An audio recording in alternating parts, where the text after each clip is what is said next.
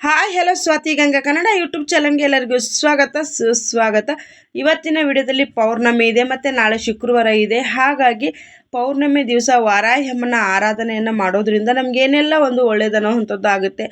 ಯಾವ ಒಂದು ಕಾರ್ಯಸಿದ್ಧಿಯನ್ನು ಮಾಡ್ಕೊಳ್ಬೋದು. ಇವತ್ತು ನಾನು ಯಾವ ಮಂತ್ರವನ್ನು ಹೇಳ್ಕೊಳ್ತಾ ಇದ್ದೀನಿ ಅಂತಂದರೆ ಕಾರ್ಯಸಿದ್ಧಿಯ ಮಂತ್ರ. ಎಂಥದ್ದೇ ಒಂದು ಕೆಲಸ ಇದ್ದರೂ ಕೂಡ ತುಂಬ ಜನದಿಂದ ನಮ್ಮದು ಕೆಲಸ ಅನ್ನೋಂಥದ್ದು ಕಟ್ ಆಗ್ತಾ ಇದೆ, ನಾವೇನೇ ಮಾಡಿದ್ರು ಕೂಡ ಕೆಲಸ ಅನ್ನೋವಂಥದ್ದು ಪೂರ್ಣ ಆಗ್ತಾ ಇಲ್ಲ ಅನ್ನುವಂಥವ್ರು ಈ ಒಂದು ಮಂತ್ರವನ್ನು ಹೇಳ್ಕೊಳ್ಬಹುದು. ಇದು ಕಾರ್ಯಸಿದ್ಧಿ ಮಂತ್ರ ಅಂತೇಳಿನೇ ಹೇಳ್ತೀನಿ. ಎಷ್ಟು ಬಾರಿ ಹೇಳಬೇಕು, ಯಾವ ಒಂದು ನಿಯಮವನ್ನು ಪಾಲನೆಯನ್ನು ಮಾಡಬೇಕು ಅನ್ನೋದನ್ನು ತಿಳಿಸ್ಕೊಡ್ತೀನಿ. ನಿನ್ನೆ ವಿಡಿಯೋದಲ್ಲಿ ಎಷ್ಟು ಬಾರಿ ಹೇಳಬೇಕು ಅನ್ನೋದನ್ನು ಕೂಡ ಕೇಳಿದರೆ ನಿನ್ನೆ ವಿಡಿಯೋನ ನೀವು 3 ಬಾರಿ 5 ಬಾರಿ 9 ಬಾರಿ ನಿಮಗೆ ಎಷ್ಟು ಟೈಮ್ ಕಾಲ ಸಾಕಾಗುತ್ತೋ ಅಷ್ಟು ಟೈಮ್ಗಳ ಕಾಲ ಹೇಳ್ಕೊಳ್ಬಹುದು.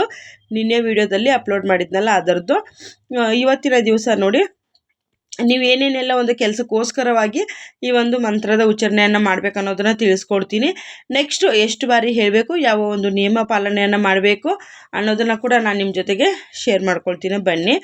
ಇವತ್ತಿನ ದಿವಸ ನೋಡಿ, ಪೌರ್ಣಮಿ ಆಗಿರೋದ್ರಿಂದ ಸರಳವಾಗಿ ನಾನು ಮನೆಯಲ್ಲಿ ಈ ರೀತಿಯಾಗಿ ಪೂಜೆಯನ್ನು ಮಾಡ್ಕೊಂಡಿದ್ದೀನಿ. ನಾನು ವರಾಹಿ ಅಮ್ಮನನ್ನು ಈ ಒಂದು ಅಷ್ಟಲಕ್ಷ್ಮಿ ದೀಪದಲ್ಲಿನೇ ಆವಾಹನೆಯನ್ನು ಮಾಡಿ ಪೂಜೆಯನ್ನು ಸಲ್ಲಿಸೋವಂಥದ್ದು. ತಾಯಿಗೆ ಧೂಪ ದೀಪ ಅಂತಂದರೆ ತುಂಬ ಪ್ರಿಯವಾಗಿರುವಂಥದ್ದು.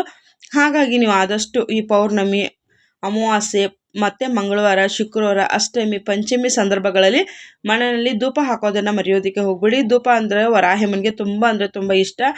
ನೀವು ಮನಸ್ಸಿನಲ್ಲಿ ತಾಯಿ ವರಾಹಿಯನ್ನು ಸ್ಮರಣೆಯನ್ನು ಮಾಡಿ ಮನೆಯಲ್ಲಿ ದೀಪಾರಾಧನೆಯನ್ನು ಮಾಡಿದ್ರು ಕೂಡ ನಿಮ್ಮ ಮನೆಯಲ್ಲಿರುವಂಥ ಎಷ್ಟೋ ಒಂದು ನೆಗೆಟಿವ್ ಎನರ್ಜಿ ಅನ್ನುವಂಥದ್ದು ದೂರವಾಗುತ್ತೆ. ಹಾಗಾಗಿ ನೋಡಿ, ನಾನು ಸರಳವಾಗಿ ಪೌರ್ಣಮಿ ಪೂಜೆಯನ್ನು ಈ ರೀತಿಯಾಗಿ ಮನೆಯಲ್ಲಿ ಮಾಡ್ಕೊಂಡಿದ್ದೀನಿ.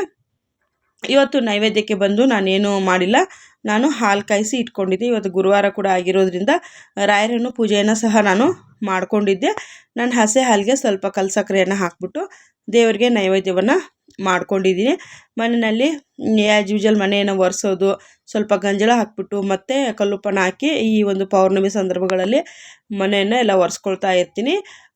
ಅಂಗಳನ್ನು ಕಸ ಗುಡಿಸ್ಬಿಟ್ಟು ರಂಗೋಲಿ ಹಾಕಿ ನಮ್ಮ ಮನೆ ಬಾಗಿಲು ಹೊಸಲು ಎಲ್ಲ ತೊಳೆದು ರಂಗೋಲಿ ಹಾಕಿ ಆ ಕಡೆ ಈ ಕಡೆ ದೀಪಗಳನ್ನು ಕೂಡ ಇಡೋ ಅಂಥದ್ದು. ಮತ್ತು ನಿಮ್ಮ ಮನೆಗೆ ಜಾಸ್ತಿ ನೆಗೆಟಿವ್ ಎನರ್ಜಿ ಆಗ್ತಾಯಿದೆ, ಜಾಸ್ತಿ ಮನೆಯಲ್ಲಿ ಸಣ್ಣ ಪುಟ್ಟದಕ್ಕೆಲ್ಲ ಜಗಳಗಳು ಬರ್ತಾಯಿದೆ ಅಂತಂದರೆ ಖಂಡಿತವಾಗ್ಲೂ ನೀವು ಒಂದು ಲಿಂಬೆಹಣ್ಣನ್ನು ಪೂಜೆ ಮಾಡೋ ಅಂಥ ಸಂದರ್ಭದಲ್ಲಿ ಒಂದು ಲಿಂಬೆಹಣ್ಣನ್ನು ಇಟ್ಕೊಳ್ಬೇಕು. ಅದನ್ನು ಹೊಸಲಿನ ಮೇಲೆ ಇಟ್ಟು ಕಟ್ ಮಾಡಿಬಿಟ್ಟು ಬಲಗೈಯಿಂದ ಎಡಗೈ ಜಾಗಕ್ಕೆ ಇಕ್ಕಬೇಕು, ಎಡಗೈಯಲ್ಲಿರೋದನ್ನು ಈ ಕಡೆಗೆ ಇಕ್ಕಬೇಕು. ಈ ರೀತಿಯಾಗಿ ಕತ್ರಿ ಆಕಾರದಲ್ಲಿ ಆ ಒಂದು ಲಿಂಬೆಹಣ್ಣನ್ನು ಇಟ್ಕೊಳ್ಬೇಕಾಗತ್ತೆ. ಒಂದಕ್ಕೆ ಕುಂಕುಮವನ್ನು ಹಾಕ್ಕೊಳ್ಳಿ, ಒಂದಕ್ಕೆ ಅರಿಶಿಣವನ್ನು ಹಾಕ್ಕೊಳ್ಳಿ. ಈ ಥರ ಮಾಡೋದ್ರಿಂದ ಕೂಡ ನಿಮ್ಮ ಮನೇಲಿ ಏನೇ ಒಂದು ನೆಗೆಟಿವ್ ಎನರ್ಜಿ ಅನ್ನೋವಂಥದ್ದು ಇದ್ದರೂ ಕೂಡ ಆದಷ್ಟು ಕ್ರಮೇಣವಾಗಿ ಕಡಿಮೆ ಆಗ್ತಾ ಬರುತ್ತೆ ಅನ್ನೋದನ್ನು ತಿಳಿಸ್ಕೊಡ್ತೀನಿ. ಮತ್ತು ಇವತ್ತಿನ ಮಂತ್ರ ಏನು ಅಂತಂದರೆ, ನೀವು ಏನೋ ಒಂದು ಕೆಲಸಕ್ಕೆ ಕೈ ಹಾಕಿರ್ತೀರಿ, ಆ ಕೆಲಸ ಅನ್ನೋವಂಥದ್ದು ಪೂರ್ಣ ಆಗ್ತಾ ಇರೋದಿಲ್ಲ. ಅದು ಅರ್ಧಕ್ಕೆ ಏನೋ ಒಂದು ಮಾಡೋಕ್ಕೋದ್ರೂ ಕಟ್ ಆಗ್ತಾ ಇರುತ್ತೆ. ಅಂಥದ್ದಕ್ಕೋಸ್ಕರ ಇವತ್ತಿನ ಮಂತ್ರ ಯಾವ ಕೆಲಸ ಆದರೂ ಆಗಿರ್ಬೋದು, ಭೂಮಿಗೆ ಸಂಬಂಧಪಟ್ಟಿರೋದು, ಹಣದ್ದು ಸಂಬಂಧಪಟ್ಟಿರೋವಂಥದ್ದು, ಇಲ್ಲ ಏನೋ ಒಂದು ಕೆಲಸ ಮಾಡ್ತೀರಾ, ಸಣ್ಣ ಪುಟ್ಟ ಬಿಸ್ನೆಸ್ಗಳನ್ನು ಮಾಡ್ತೀರಾ ಅಂಥವ್ರು ಕೂಡ ಖಂಡಿತವಾಗ್ಲೂ ಈ ಒಂದು ಮಂತ್ರವನ್ನು ಹೇಳ್ಕೊಳ್ಬಹುದು. ವಾರಾಹಿ ಮಂತ್ರಗಳಂದ್ರೇ ಹಾಗೇ ತುಂಬ ಸರಳವಾಗಿ ಸಿಂಪಲ್ ಆಗಿರ್ತವೆ, ಆದರೆ ಅದರ ರಿಸಲ್ಟ್ ಅನ್ನುವಂಥದ್ದು ಅದ್ಭುತ ಅಂದರೆ ಅದ್ಭುತ ಅಂತಲೇ ಹೇಳಬಹುದು. ತುಂಬ ಜನ ಮಂತ್ರಗಳನ್ನ ಹೇಳ್ಕೊಂಡು ನಮಗೆ ತುಂಬ ಒಳ್ಳೆಯದಾಗ್ತಾ ಇದೆ ಅಂತ ಕೂಡ ತುಂಬ ಜನ ಕಮೆಂಟನ್ನು ಮಾಡ್ತಾಯಿದ್ರಿ. ಅವ್ರಿಗೂ ಕೂಡ ತುಂಬ ಹೃದಯದ ಧನ್ಯವಾದಗಳನ್ನ ತಿಳಿಸ್ತೀನಿ. ಯಾರೆಲ್ಲ ಒಂದು ವಾರಾಹಿ ಅಮ್ಮನ ಟೆಂಪಲ್ ಎಲ್ಲಿದೆ ಅಂತ ಕೂಡ ಕೇಳಿದ್ದೀರಿ. ಮಲ್ಲೇಶ್ವರಮಲ್ಲೂ ಕೂಡ ಇದೆ, ಮತ್ತು ಇಲ್ಲಿ ಟಿನ್ ಫ್ಯಾಕ್ಟ್ರಿ ಹತ್ರಕ್ಕೂ ಕೂಡ ಇದೆ. ನಾನು ತುಂಬ ಹಳೆ ವೀಡಿಯೋಗಳು ಬೇಕಿದ್ದರೆ ಚೆಕ್ ಮಾಡ್ಕೊಳ್ಳಿ. ಕೆಳಗಡೆಗೆ ದೇವಸ್ಥಾನದ ತುಂಬ ಜನ ನಮ್ಮ ಸಬ್ಸ್ಕ್ರೈಬರ್ ಕೂಡ ಕಮೆಂಟಲ್ಲೂ ಕೂಡ ಬರೆದಿದ್ದಾರೆ, ಹಾಗಾಗಿ ತಿಳಿಸ್ತಾ ಇದ್ದೀನಿ. ಇಲ್ಲಿ ನೋಡಿ, ಇವತ್ತು ದತ್ತಾತ್ರೇಯ ಜಯಂತಿ ಆಗಿರೋದ್ರಿಂದ ಕಾಲಭೈರೇಶ್ವರ ದೇವಸ್ಥಾನ ಕೂಡ ಅವ್ರನ್ನೂ ಕೂಡ ನೀವು ದರ್ಶನವನ್ನು ಮಾಡ್ಕೊರಿ. ಕಾಲಭೈರೇಶ್ವರ ದೇವಸ್ಥಾನಕ್ಕೆ ಇವತ್ತಿನ ಬನ್ನಿ. ಇವಾಗ ಸ್ಕ್ರೀನ್ ಮೇಲೆ ಮಂತ್ರ ಬರ್ತಾ ಇದೆ. ಓಂ ಐಂ ಕ್ಲೀಂ ಐಂ ಸರ್ವಸಿದ್ಧಿ ಪ್ರದಾಯೇ ವಾರಾಹಿ ದೇವಿ ನಮಸ್ತುತೆ. ಓಂ ಐಂ ಕ್ಲೀಂ ಕ್ಲೀಂ ಐಂ ಸರ್ವಸಿದ್ಧಿ ಪ್ರದಾಯಿ ವಾರಾಹಿ ದೇವಿ ನಮಸ್ತುತೆ. ಈ ಒಂದು ಬೀಜಾಕ್ಷರಿಯ ಮಂತ್ರವನ್ನು ನೀವು ಕೇವಲ 11 ಬಾರಿ ಹೇಳಿದ್ರೆ ಸಾಕಾಗುತ್ತೆ. ನಿಮ್ಗೆ ಎಂಥದ್ದೇ ಒಂದು ಕಟ್ ಆಗ್ತಾಯಿದೆ ಕೆಲಸಗಳು, ಕೆಲಸದಲ್ಲಿ ಕೆಲಸ ಮಾಡೋದಕ್ಕೂ ಕೂಡ ನಮಗೆ ಇಂಟ್ರೆಸ್ಟ್ ಅನ್ನೋವಂಥದ್ದು ಇಲ್ಲ. ನಾವೇನು ಮಾಡಬೇಕು, ಮತ್ತು ಹೊಸದಾಗಿ ಕೆಲಸ ಹುಡುಕ್ತಾ ಇದ್ದೀವಿ, ಸಣ್ಣದಾಗಿ ಬಿಸ್ನೆಸ್ಸನ್ನು ಮಾಡಿದ್ದೀವಿ, ನಮಗೆ ಅರ್ಧಕ್ಕೆ ನಿಂತೋಗೋ ಥರ ಆಗ್ತಾಯಿದೆ, ಅದರಲ್ಲಿ ಲಾಭ ಬರ್ತಾ ಇಲ್ಲ, ಕೆಲಸ ಏನೇ ಮಾಡೋಕ್ಕೋದ್ರೂ ಅರ್ಧಕ್ಕೆ ನಿಲ್ಲುವಂಥ ಕೆಲಸಕ್ಕೆ ಈ ಒಂದು ಮಂತ್ರವನ್ನು ನೀವು ಹೇಳ್ಕೊಳ್ಳಿ. ಇದು ಏನೇ ಒಂದಾದರೂ ಕೂಡ ಕಾರ್ಯ ಅನ್ನೋವಂಥದ್ದು ಪೂರ್ಣಗೊಳ್ಳುತ್ತೆ. ಮತ್ತು ಕಾರ್ಯ ಅದೇನಾನ ನೀವು ಹೊಸದಾಗಿ ಪ್ರಾರಂಭ ಮಾಡ್ತಾ ಇದ್ದರೂ ಕೂಡ ಖಂಡಿತವಾಗಲೂ ಒಳ್ಳೆಯ ಸಕ್ಸಸ್ಫುಲ್ಲಾಗಿ ನಿಮಗೆ ಕೆಲಸ ಅನ್ನೋವಂಥದ್ದು ಆಗುತ್ತೆ. ಯಾವ ಕೆಲಸ ಬೇಕಾದರೂ ಇರ್ಬೋದು, ಸಣ್ಣ ಕೆಲಸ ದೊಡ್ಡ ಕೆಲಸ ಅಂತ ಅಲ್ಲ ಸ್ನೇಹಿತರೆ, ಆದರೆ ನಿಮಗೆ ತುಂಬ ಅಂದರೆ ತುಂಬ ಒಳ್ಳೆಯದಾಗುವಂಥದ್ದು. ಈ ಒಂದು ಮಂತ್ರವನ್ನು ತಪ್ಪದೀರ ನೀವು ಹೇಳ್ಕೊಳ್ಳಿ. ಪ್ರತಿನಿತ್ಯ ರಾತ್ರಿ ಮಲಗೋದಕ್ಕೆ ಮುನ್ನ ಒಂದು 11 ಬಾರಿ ಹೇಳ್ಕೊಳ್ಳಿ.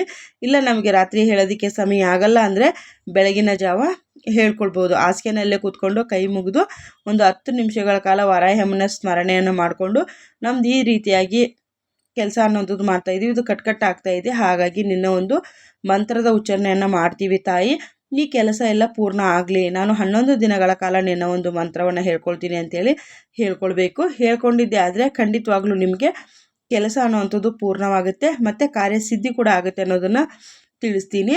ಇದರದ್ದು ಏನು ಒಂದು ನಿಯಮ ಅಂತಂದರೆ, ಗಂಡು ಮಕ್ಕಳಾಗಿದ್ದರೆ ಮಾಂಸಾಹಾರವನ್ನು ಸೇವಿಸಿ ಈ ಮಂತ್ರದ ಉಚ್ಚಾರಣೆಯನ್ನು ಮಾಡ್ಕೊಳ್ಬಾರ್ದು. ಮಂತ್ರ ಹೇಳಿದ ನಂತರದಲ್ಲಿ ನೀವು ಏನೇ ಬೇಕಾದರೂ ಮಾಂಸಾಹಾರವನ್ನು ಊಟವನ್ನು ಮಾಡಬಹುದು. ಹೆಣ್ಮಕ್ಳು ಅವರ 5 ದಿನ ಮಾಸಿಕ ದಿನಗಳಲ್ಲಿ ಮಾತ್ರ ಈ ಮಂತ್ರದ ಉಚ್ಚಾರಣೆಯನ್ನು ಮಾಡಬಾರ್ದು. ನಾನು ಕೂಡ ತುಂಬ ವೀಡಿಯೋಗಳಲ್ಲಿ ಆ ಥರ ಪರಿಸ್ಥಿತಿ ಇತ್ತು ಅಂತಂದರೆ ನಾನು ಮುಂಚೆನೇ ಹಾಕೋದಕ್ಕೆ ವೀಡಿಯೋನ ರೆಡಿ ಮಾಡಿ ಇಟ್ಕೊಂಡಿರ್ತೀನಿ. ಇಲ್ಲ ಆ ಸಂದರ್ಭ ಇತ್ತಂದರೆ ನಾನು ಸ್ಕ್ರೀನ್ ಮೇಲೇ ಹಾಕಿದ್ದೀನಿ. 2-3 ವೀಡಿಯೋದಲ್ಲೂ ನಾನು ಉಚ್ಚಾರಣೆ ಮಾಡೋದಕ್ಕೆ ಸಾಧ್ಯ ಇಲ್ಲ ಅಂತೇಳಿ ಕೂಡ ಹೇಳಿದ್ದೀನಿ. ಯಾಕಂದರೆ ಇದೇ ಒಂದು ರೀಸನ್ಗೆ ನಾನು ಆ ಥರ ಹೇಳಿರುವಂಥದ್ದು. ಹಾಗಾಗಿ ತುಂಬ ಜನಕ್ಕೆ ಒಳ್ಳೊಳ್ಳೆಯ ಮಂತ್ರಗಳು ತುಂಬ ಅಂದರೆ ತುಂಬ ಹೆಲ್ಪ್ ಆಗ್ತಾಯಿದೆ. ಖಂಡಿತವಾಗ್ಲೂ ಎಲ್ಲರಿಗೂ ಹೆಚ್ಚೆಚ್ಚು ಸಬ್ಸ್ಕ್ರೈಬ್ ಮಾಡ್ಕೊಳ್ರಿ, ಶೇರ್ ಮಾಡಿರಿ. ಶೇರ್ ಮಾಡೋದ್ರಿಂದ ಯಾರ ಕಷ್ಟ ಯಾವ ರೀತಿ ಇರುತ್ತೆ ಅಂಥೇಳಿ ನಮಗೆ ಗೊತ್ತಿರೋದಿಲ್ಲ, ಅವ್ರಿಗೂ ಕೂಡ ನಿಮ್ಮಿಂದ ಒಂದು ಹೆಲ್ಪ್ ಆಗಲಿ ಅಂಥೇಳಿ ಕೇಳ್ಕೊಳ್ತೀನಿ. ವಾರಾಹ್ಯಮ್ಮ ನಿಮ್ಮನ್ನು, ನಿಮ್ಮ ಫ್ಯಾಮ್ಲಿನೂ, ಕುಟುಂಬವನ್ನು ಎಲ್ಲರನ್ನೂ ಕಾಪಾಡಿ ನಿಮ್ದು ಎಂಥದ್ದೇ ಒಂದು ಕೆಲಸ ಇದ್ರೂ ಕೂಡ ಆ ಕೆಲಸವನ್ನೆಲ್ಲ ಪೂರ್ಣ ಮಾಡಿ ಆ ತಾಯಿ ನಿಮಗೆಲ್ಲ ಒಂದು ಸನ್ಮಂಗಳವನ್ನು ಉಂಟು ಮಾಡಲಿ ಅಂತೇಳಿ ನಾನು ಕೂಡ ಆ ವಾರಾಹ್ಯಮ್ಮನನ್ನು ಪ್ರಾರ್ಥನೆಯನ್ನು ಮಾಡ್ಕೊಳ್ತೀನಿ. ವಿಡಿಯೋ ಇಷ್ಟ ಆಗ್ತಾಯಿದ್ರೆ ಲೈಕ್, ಶೇರ್, ಕಮೆಂಟ್, ಸಬ್ಸ್ಕ್ರೈಬ್ ಮಾಡಿಕೊಂಡು ಥ್ಯಾಂಕ್ ಯು ಫಾರ್ ವಾಚಿಂಗ್. ನಮಸ್ತೆ, ಟೇಕ್ ಕೇರ್, ಬಾಯ್.